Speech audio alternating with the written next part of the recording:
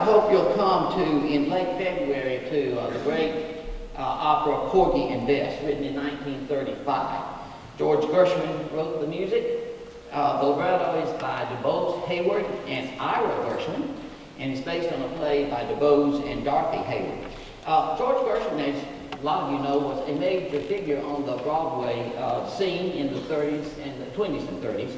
American in Paris, A Vie I Sing, and his Rhapsody in Blue, of course, for piano orchestra, became a concert favorite.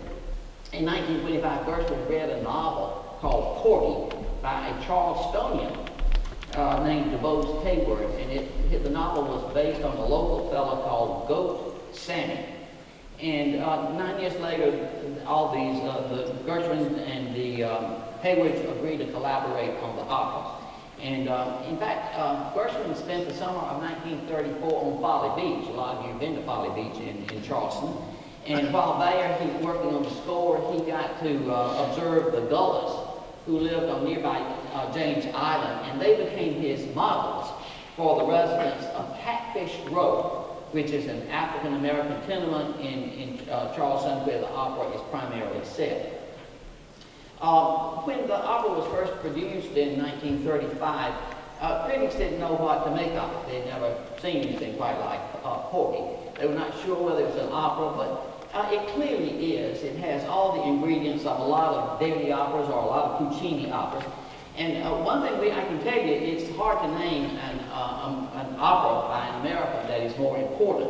It's clearly the most important opera performed abroad. It was the first opera by a Native American ever performed at La Scala. And it's a wonderful work.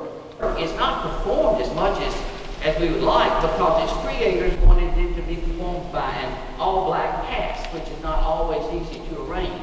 In fact, the Opera Comique in Paris, when they were doing performances recently, they asked the Atlanta Opera and its chorus master, Walter Huff, to train the chorus and send them to Paris for the performances there, and they were a great success.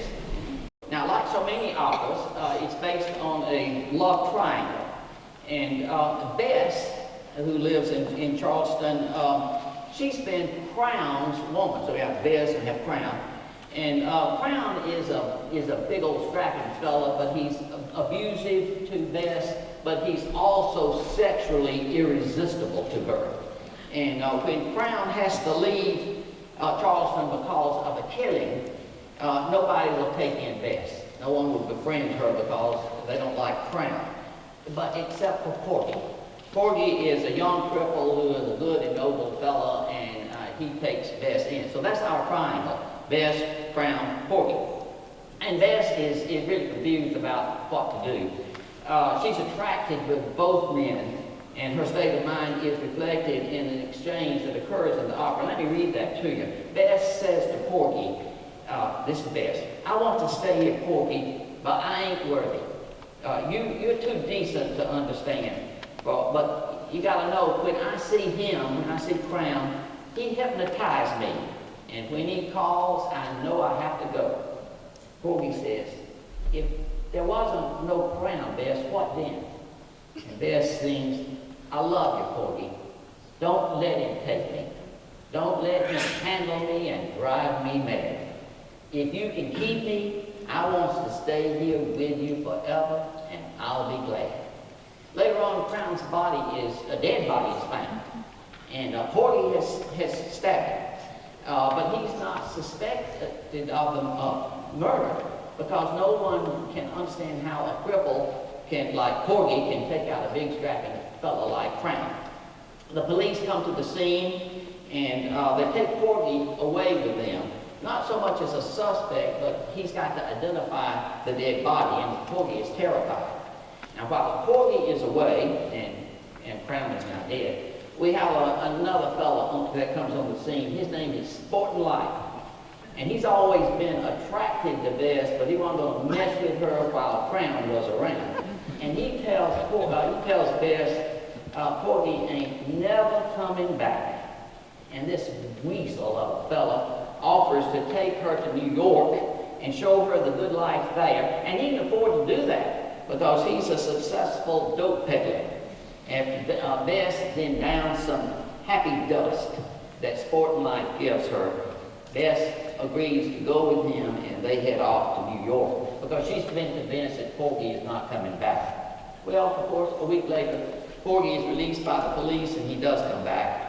And at first, his neighbors won't tell him where Bess is, and then finally they will tell him. He's heartbroken, but he's determined to get his woman back. And he asks for his go-kart and directions for New York, and they say it's north of the custom house. There, it's about 1,000 miles.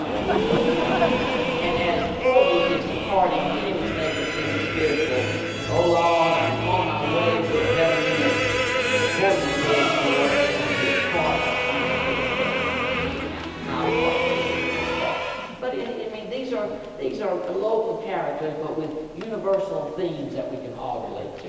We're going to do 3 wonderful excerpts from Porgy for you.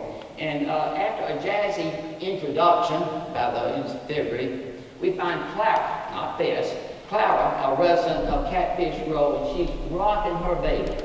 And she's singing a lullaby which sets the mood of opera. This is summertime and the living is easy.